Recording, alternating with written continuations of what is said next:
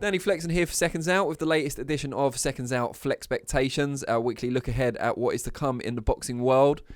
We're here at, I'd love to call it my office, but it's actually the office for the whole team, just outside North London in Hertfordshire. Normally we look ahead to specific fights over the weekend that's to follow, but there isn't a great deal going on involving big names this weekend. So instead what we're going to do is analyse the two big shows coming up in the following 2 weeks, the two heavyweight themed shows promoted first by Frank Warren and then by Eddie Hearn, both at the O2 Arena in London. And what I'm going to try and do is give each fight of the main 5 of each show a star rating out of 5, and then we're going to add up, one of my many minions is going to add up the total in the background. And without prejudice, I haven't practiced this or anything, we're going to work out which we feel is the better show overall.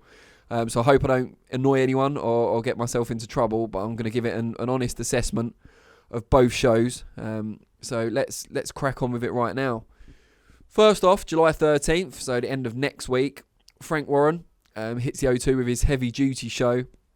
Main event there, mouth-watering fight between two young unbeaten heavyweights in Nathan Gorman and Daniel Dubois. The winner of that will not only get the vacant British heavyweight title, but they would be expected to contend on the world scene within the next 18 months, I would say.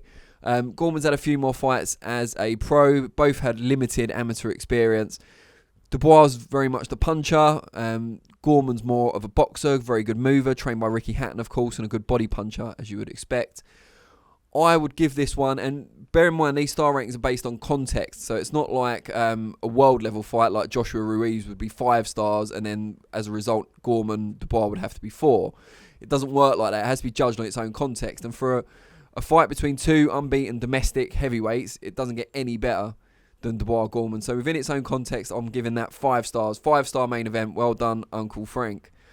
Also on the show, we've got Bryant Jennings against Joe Joyce, which is an interesting clash of fringe contenders. Joe Joyce, obviously Olympic silver medalist, unbeaten thus far as a pro, stopped or knocked out every one of his victims. The juggernaut. He'll be looking in his second fight under Adam Booth to show a few more strings to his bow, a bit more craft, a bit more head movement perhaps, rather than just mauling his opponents, beating them by volume and fitness. Jennings is a crafty operator, good boxer, fast hands. Was doing pretty well against Oscar Rivas, who we're going to be talking about when we talk about Eddie Hearn's Matchroom show the following week. Was doing well in that fight, but got stopped in the final round of a 12-rounder. He's been there, he's done it, he's fought for a world title before. It's not a 50-50 fight. You know, Joyce is expected to win, but it should be his biggest test as a pro so far. I'd probably give that 4 stars. We're not going to do halves, otherwise it might be a 3.5, but we're going to give it 4 stars, I've decided. Liam Williams, British middleweight champion, takes a step up in class, at least at his new weight. He's fought for a world title, of course, at Super Welter. He's fighting Kareem Achor for the WBC International title, I believe, or it might be the silver title. I have to double check that. So many belts. It's not the franchise belt, because Canelo's got that, but that's a whole other rant to come. Achor, decent guy, durable sort. Good test for Williams, who's maybe not entirely comfortable at middleweight just yet. Hasn't had that many fights there, only a couple. I'd probably give this one 3. I'd say it's bang in the middle. It's a good test, but one Williams is expected to get through, and no one's expecting kind of a crazy war either. So yeah, let's give that 3. Elsewhere, super featherweight, we see Archie Sharp. He was an under the radar talent, but since beating Leon Woodstock, a lot of people are tipping him for bigger things. Still very young. He goes up against Jordan McCorry, who was last seen giving British champion Sam Bowen all he could handle for about 9 rounds, I think, before he got stopped. I think he's had more notice for this one as well, McCorry. So he'll come full of ambition, looking to redeem himself from what was a good performance against Bowen, but obviously didn't come out with a victory. Again, I'd probably give this one 3. If we were doing halves, I'd edge towards 3.5 because it is a very exciting fight. But one you'd probably expect Sharp to win. I think it's a 3.5. And if I was marking before it happened, the fight again at super featherweight between Zelfa Barrett and Leon Woodstock, I would have made that a 3.5 as well. So we're going to say 3 for that one. The other major fight, I guess you'd say, on the show is Sonny Edwards fighting for, I think it's the IBF International Super Flyweight title, vacant, against Hiram Gallardo. Don't know loads about Gallardo, but he looks a sturdy enough sort. Sonny Edwards, obviously, always great to watch, fun to watch. Real talent, and just for that alone, just for getting to see Sonny Edwards' silky skills and maybe be extended longer, and so we'll see him perform for a longer duration. It's a tough one. I'll edge towards a 3 just about, but if he blows him out in 2 rounds, it's obviously because I didn't do enough research on Gallardo. So that's the Frank Warren heavy duty card, and my minion's just going to add that up to see what total Uncle Eddie has to beat.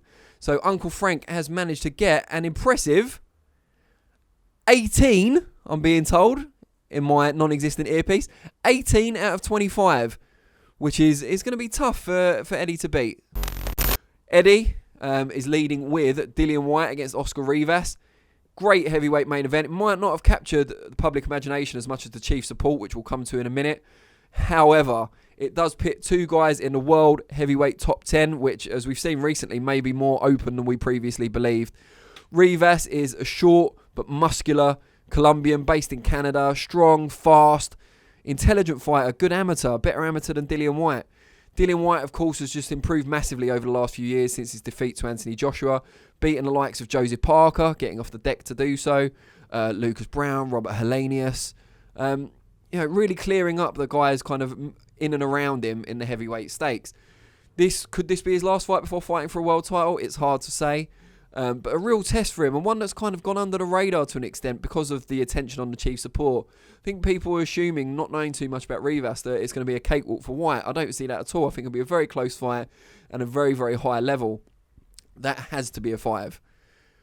Talking of 5s, and this may be more of a personal thing than for other people out there, and certainly not in terms of technical ability or status on the world scene, I'm not giving this a 5, but based on its own context, in the same way we did with Dubois Gorman on Frank's show. Dave Allen against David Price is a genuine 50-50 fight at British level or just above. Very, very exciting likely in the ring as well, because Price is a big puncher who likes to work off his long jab, and Allen is a tough, durable, fit operator who can bang a bit as well. If it goes early, it'll be an explosive knockout, probably in Price's favour. If it goes late, it could morph into a real war of attrition, one which most people would feel Price may be found wanting against Allen, who's got that will to win and who's very durable, known for durability. And it's just the characters of both men as well. You know, Price has had an up and down career. He's lost to drug cheats. He's come back from when people were urging him to retire at one point. But he was previously dominant at domestic level. I think people forget that. Allen, great character. Not many people around that don't love him, but seems to have really got serious in recent times for the first occasion in his career. Working with Darren Barker, former world middleweight champion, of course. This fight has all the ingredients. And I said, and I got a bit of stick on this for Twitter for saying this the other day, that if the Whyte Rivas for some reason was ruled out, and I'm not starting any rumours, it's definitely going ahead. But if it was, I think there are a number of people out there that would still pay the pay-per-view price on Sky Box Office for an Allen Price main event, such as it has really engaged with the public. So that's another 5. So it's a strong start for Eddie. We look further down the bill though, and as it stands, British and Commonwealth cruiserweight champion Lawrence Okolie, fresh from the Manchester appearance he was supposed to make that got cancelled against Jack Massey. Massey was injured. Okolie hasn't got an opponent yet for the big show, and it's only a few weeks away, and he hasn't got an opponent for his title defences. That's a bit of a disappointment. It's always good to see Okolie, especially now he's under Shane McGuigan. We can see how he's adapting to the new trainer, new setup, but he hasn't got an opponent. I think it's fair to say at short notice, it's not going to be the best opponent in the world, and even if it is, they're not going to be as prepared as optimally as they could. I would probably give that a 2, purely for that reason. But then we look further down the bill, and there's a lot more to smile about. At cruiserweight, we've got a great domestic fight, I would say, between Chris Billam-Smith and Richard Riakporhe. Both unbeaten, both very talented. Billam-Smith, great amateur, done loads of sparring with George Groves before he retired from the McGuigan gym also. I imagine he's done a lot of sparring, or in fact I know he's done a lot of sparring because there's an article on our website about it, in the build-up to this with Lawrence Okolie, of course, whose dimensions and awkward kind of gangly style are quite similar to Riakporhe, although Okolie's at a higher level. Riakporhe can bang a bit as well. He's long, he's rangy, but he will see this as a gateway to fighting Billam-Smith's stablemate, hopefully not looking past Billam-Smith, who's a great talent in its own right. This is the one, I think, out of all of them on the build, I find it most hard in which to pick a winner. So that's always a good sign. Now, I'm not saying it's very, very top-level domestic, but it's close, and I'm giving that a 4. And the last one that I'm going to talk about on this bill, obviously there's an undercard, but these are the main fights. Sees another great one at light heavyweight between once beaten Charlie Duffield, who trains in the Mark Tibbs stable alongside Riakporhe and Dillian Whyte, of course. He's going up against Dan Aziz, who's trained by another respected trainer in Brian O'Shaughnessy at the Peacock.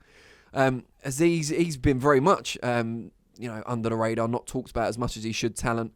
Whereas Duffield had that one surprise defeat. He was cut against a foreign journeyman, but again, very talented and working in a gym that seems to be doing everything right at the moment.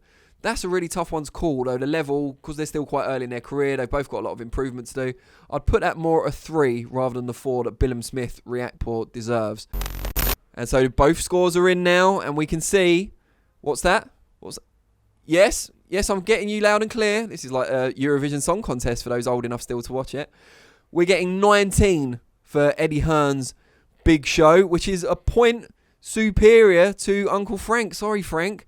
But having said that, the moral victory maybe still goes to Uncle Frank Warren, because the Eddie Hearn Show is, of course, on Sky Box Office. There's a fee attached.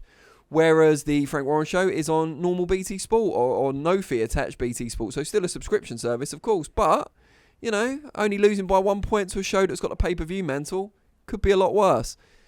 So what we want to know, obviously, now is what you guys think.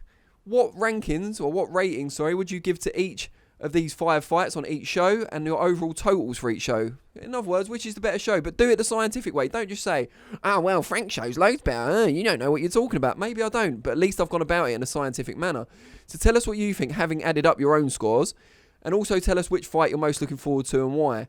But we'd really like to know which one you think's better and which of the 2 shows, if either, deserves to be on that pay-per-view platform. I'll be back next week with FLEXpectations, looking ahead specifically to the heavy duty card. Next week, Thursday, 4:30 p.m. But if you can't wait that long, I'll also be presenting Reflections, looking back at something, not the weekend's action most likely, because there's not a lot going on, as I've said. But we'll be back with that Monday at 4:30 p.m. and I look forward to seeing you all then. Cheers.